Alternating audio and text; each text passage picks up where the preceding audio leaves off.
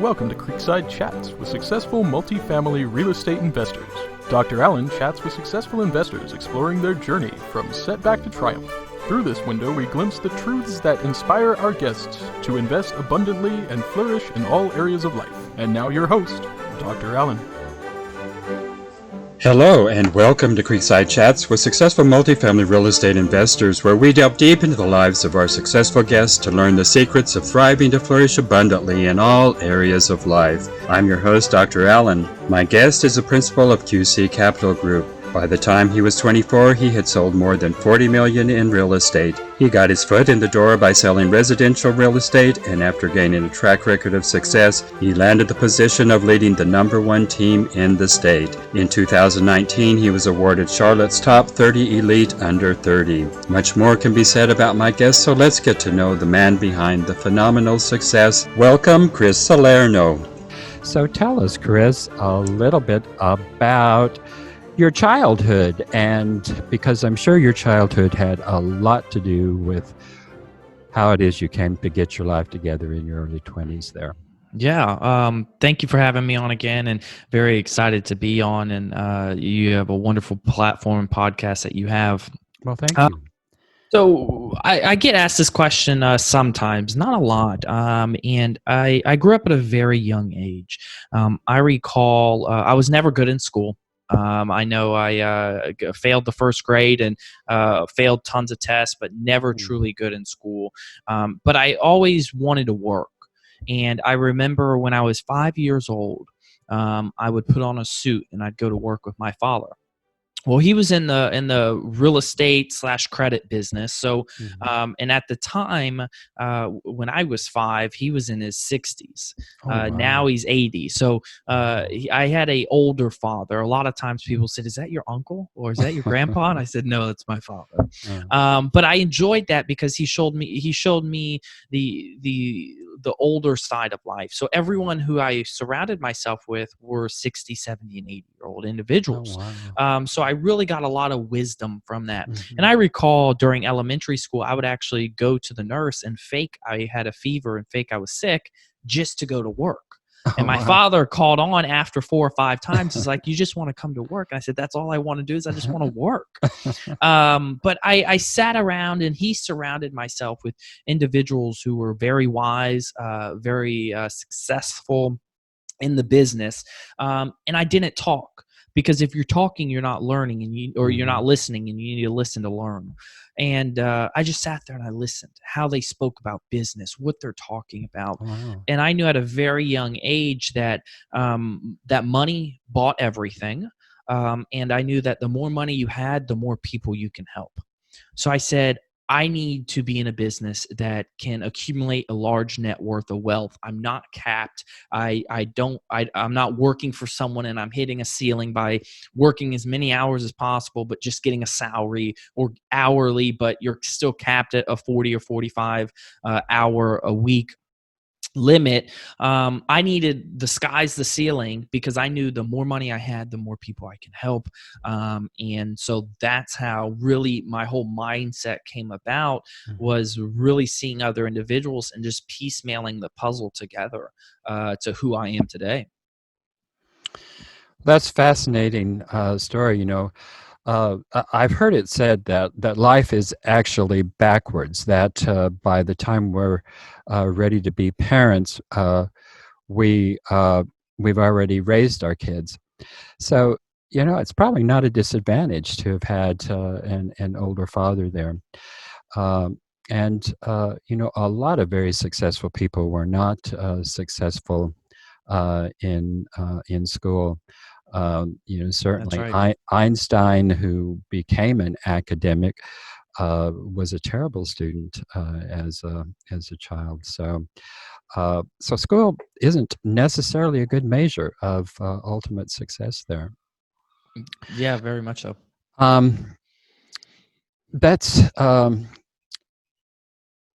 That still it leaves some questions as to, there are, a lot of other children who've had older parents, a lot of other children who've been around older folks who still didn't get it together. So there's something within you, obviously, that is unique there. I can see part of it was just the ability to sit and listen, which that in and of itself is something unusual for a 5-year-old. Uh, can you talk a little bit more about that?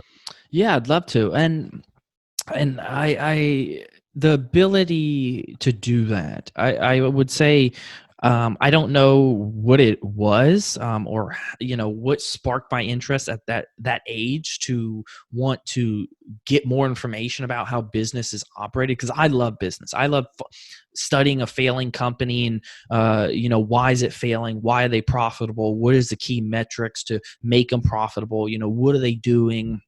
I love that. And I think for some reason, I just had a passion for it. I saw it and I knew, and I wanted to live a better life. I wanted to really, from how I grew up to now, I wanted to just not worry about financials, because 98% of Americans are all worried about financials. I believe the statistic is that they only have $400 in their savings account. If that And much, yeah. yeah, if that much. Mm-hmm. So I never wanted to worry about that.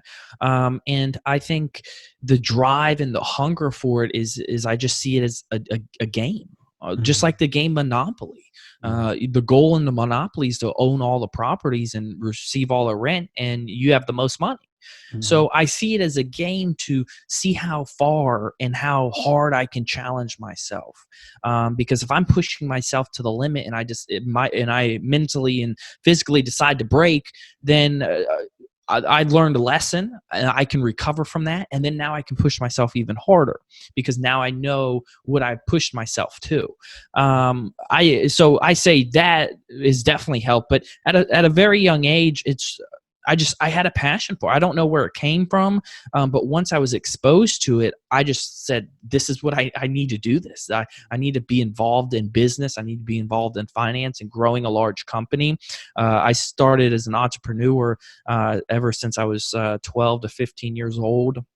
I'd work as a busboy, getting paid under the table, washing dishes, and then I would sell food at my cafeteria for lunchtime during middle and high school. I'd sell food to the kids because my food was better than the cafeteria food. So I'd get cash from doing that. But at a young age, it was just something just instilled in me that I enjoyed business and finance and growing a large company. That's what I wanted to do. Do you have siblings? I do. I have one younger brother and one younger sister, and it's like apples to oranges. I always get they make fun of me, and they're like, "You're always in meetings. You're always so busy, And if they want to do something, I say, "Well, I need to know 3 days in advance, or here's a link to my calendar. Go ahead and hop on my calendar." And they're not driven into an entrepreneurship mindset or a self-driven mindset, and it's just like apples to oranges from us. Wow. That's not particularly unusual either. And statistically, it is the older child who tends to be a little bit more driven than younger siblings there. But wow, your parents were elder. Was your mother elderly as well, or was Yeah, there? so my parents were 22 years apart. Oh, So wow. my mother was younger, father's older. So currently my father's 80 and my mother's 58. Wow, that's So quite a difference so yeah, there too. big difference. Wow.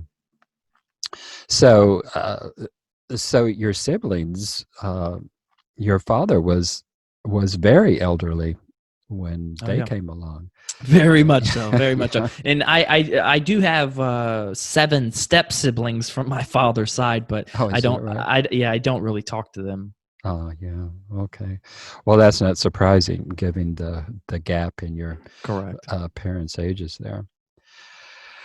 Um, so every person who is successful has had to learn to deal with disappointments and setbacks. Oh yeah. Can you share with us a major setback, a major disappointment in your life? Yeah, that's a great question, and I'm sure there's more than a dozen coming my way as well.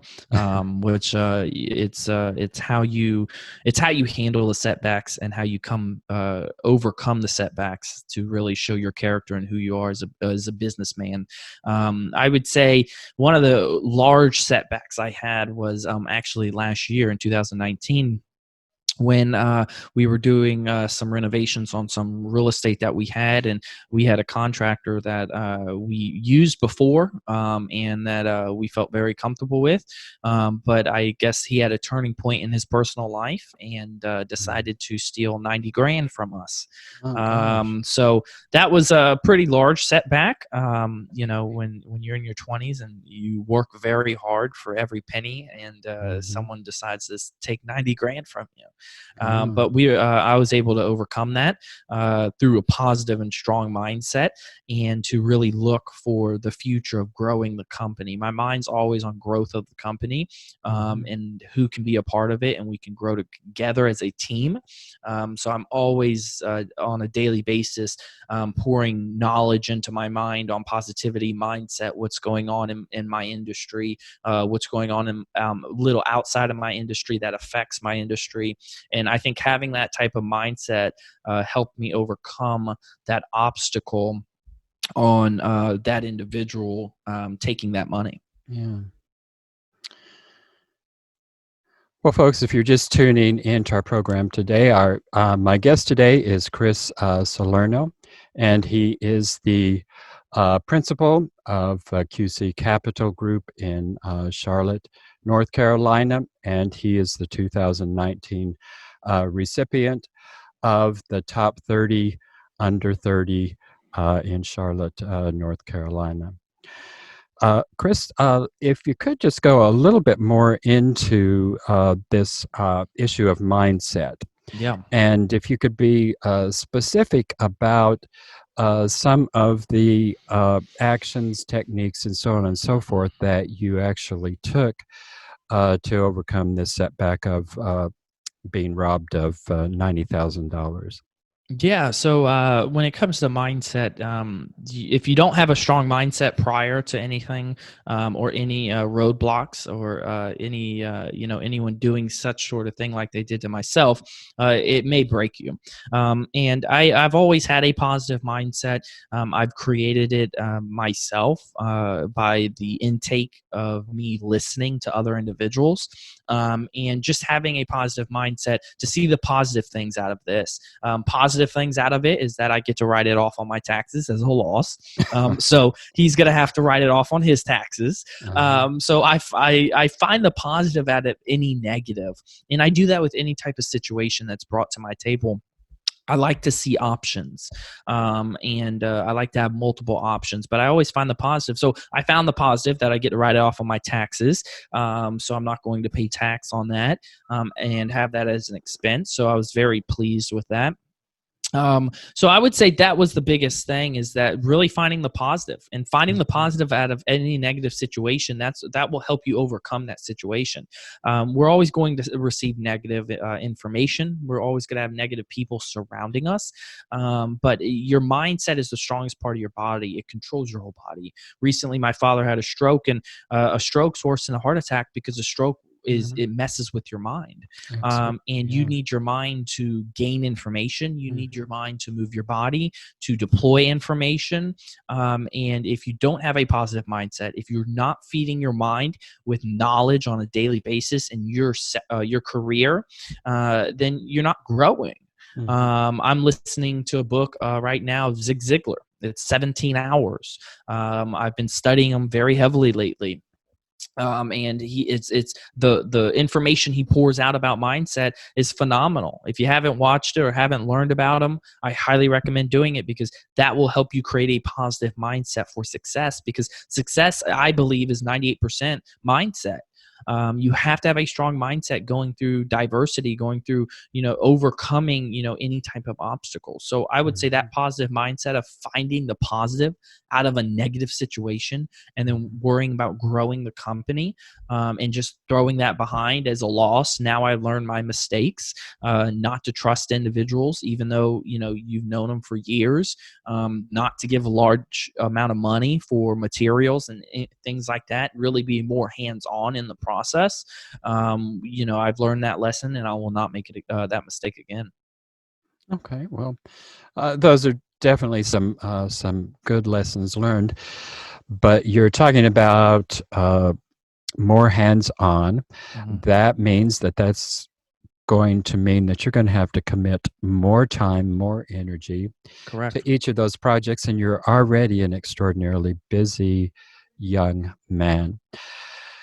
How are you going to manage those uh, additional uh, uh, restraints upon your time and energy? Yeah, that's a great question. When it comes to it, time's very valuable. That's the only thing that we cannot buy back, and that's the only thing that we all have in common as humans is that our time's expiring. Each one of us have a different time that's expiring. We don't know it. And we don't know when it's going to be. Yeah, Correct. Yeah, we could don't be know it. tomorrow. Yeah, Yep, could be this evening. it could be. But so that's why you have to take it very, very seriously. I take it extremely seriously. Is time. So what I know is that there's a lot of things I'm not good at, and there's a lot of things I'm good at, or not good at. Excuse me. And what I'm not good at, I look to leverage with other people's strength. And that's how going through and making sure these obstacles, they will come again, which I'm prepared for them. But to have someone's strength in that position in our company to really manage that, and to me oversee it, where I'm not spending all my time on it, but I have someone within the company to manage that type of, Mhm. I guess, risk versus reward, or to really oversee a scenario like that, I would bring into the company. At that time when that happened, I didn't have anybody within the company, and I was just so focused on the growth of the company that Mhm. I was looking at that and putting it on the back burner because I thought I trusted someone. Mhm. So now I know, with the company growing substantially and the 5 employees that we have, is that I can delegate one of our analysts to really oversee that and to watch it and keep an eye on that to ensure that that progress is getting done, and to ensure that won't happen. Mhm. Well, that brings up a question for me. A lot of very driven people have difficulty in delegating because they have difficulty letting go of control. Mm. Uh, have you experienced that issue? I have. I think all entrepreneurs experience that, and I've experienced it in my younger days. And I think all entrepreneurs will experience it if they haven't experienced it, because entrepreneurs are driven. They want full control. The reason why is because that's their baby. Right. The company's my baby. Even though Mhm. I do have a newborn, but I treat it like my baby. So I don't want anyone to come in and try to take it away, or I don't want anyone to mess up what I built.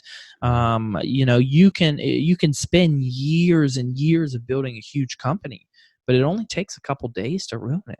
Mhm. And you want to make sure you don't have those individuals within your company. So doing a very strong vetting process when you onboard employees is very important. But you have to realize, as an entrepreneur, to grow, you need to leverage. And when you leverage, you have to release some of the day to day that you don't like doing, or that you even like doing, but that's someone else's strength, and you can really focus on the one thing that the company needs your time and energy for to grow.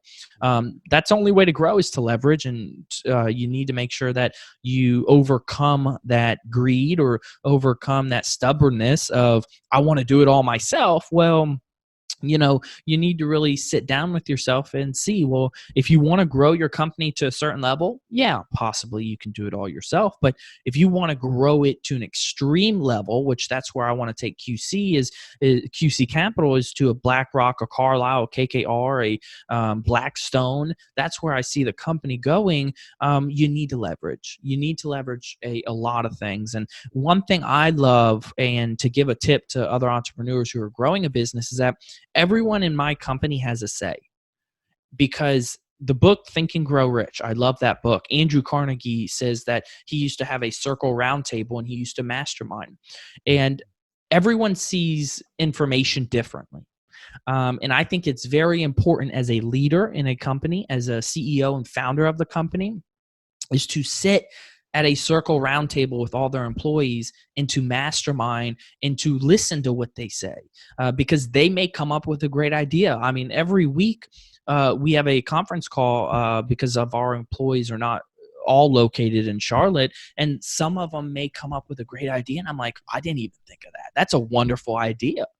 Or look, guys, this is what we're going after. This is what we have right now on our plate, and they all chime in, and I'm like, that's a great idea, because to show a really strong leader and to show someone's characteristic is to accept that information as a leader, even though they work for you and you are the leader, but to accept that information and say, that's a great idea. Let's run with it. How can we implement that in the business?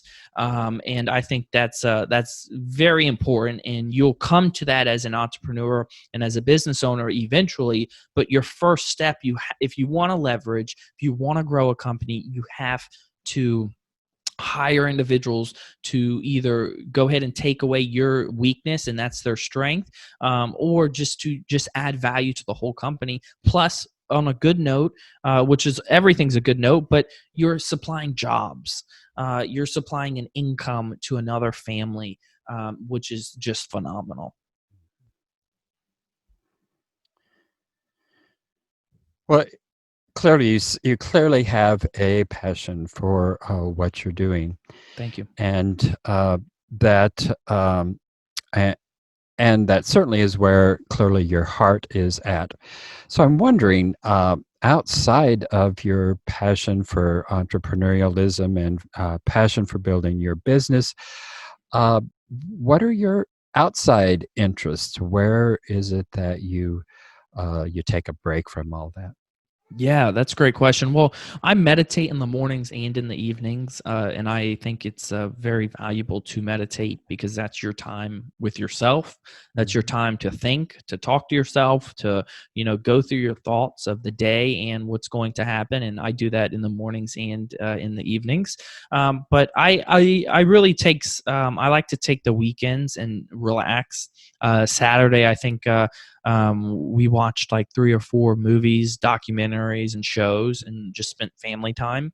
And we have a newborn, so that's keeping us up at night and keeping us going during the day. So that right there is time to relax, and time to just get away. And I think everyone needs that.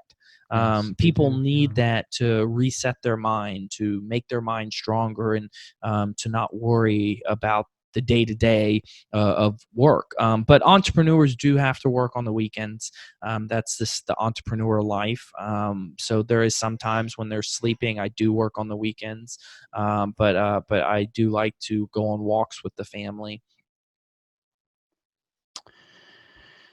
Well, glad to hear you do have some off time there. Yeah. I've got one last question I ask all guests, but before we go into that, my guest today is Chris Salerno, the principal of QC Capital Group in Charlotte. Chris, before I ask my last question, can you tell our listeners how they can get in touch with you? Yes, you can go ahead and reach me directly at chris@qccapitalgroup.com, which is my email. We do have a closed Facebook group where you can network alongside myself, which is the Mindful Multifamily Network. And our website is currently down, but should be up by June 1st, which is qccapitalgroup.com. Okay, great. My last question is, when you come to the end of your journey on this earth, uh, what would you like your epitaph to read? Ooh, that's a great question. Um, well, I've been asked that actually a couple times before, and I don't know if thinking on it, how long it would be, but I'd want to ensure that whoever's up there, saying it. But my biggest thing is leaving a legacy, and how I see that is that anyone can donate money to charities. And believe it or not, if you really ask the charity or the nonprofit how much money they have in the bank account, they have to disclose it. And if you look, a lot of them is around. I mean, it all depends, but the ones I've looked into, they're around 7 to 15 million. That's a lot of money that they're just sitting in the bank account. And they go on nonprofit retreats, and it's also good if they're not a nonprofit and it's just a charity. How much are they paying their executives? Are their executives making $400,000 or $500,000 a year? So I don't see that as leaving a legacy, even though we will donate to charity. But I see leaving a legacy as how many families and how many individuals that we can change their lives. And that means that everyone who's involved with the company, who's an employee, everyone who's involved with the tenants, down all the way down to the tenants, for each property that we have, if we can change their life and they can go back and their grandkids said, my great grandfather invested into real estate alongside Chris and QC Capital, and we just, that's how we can do whatever we want that we can today, then that knows I left the legacy. My name doesn't even have to be involved in it. As long as I can change someone's financial perspective on investing, and adding value to them, then that's what I would be happy with. If someone's there at my death, letting everybody know, look, Chris is leaving a legacy, and he's left a legacy through our family tree and has changed our view and our outlook on life. Then I know I did it. Sounds wonderful. It's been a pleasure, Chris. I have truly enjoyed the conversation today. Thank you for tuning in to Creekside Chats with successful multifamily real estate investors, brought to you by Steed Talker Capital. Steed Talker Capital works with both new and established investors nationwide, creating opportunities to flourish in all areas of life. As part of our efforts to make the world a better place, Steed Talker Capital contributes to activities and organizations committed to better understand the equine. These endeavors attempt to enhance the human treatment of horses worldwide. Steed Talker Capital, working for a world where all creatures great and small flourish abundantly. For resources to enhance your well-being through multifamily real estate investment, connect with us online at capital.steedtalker.com.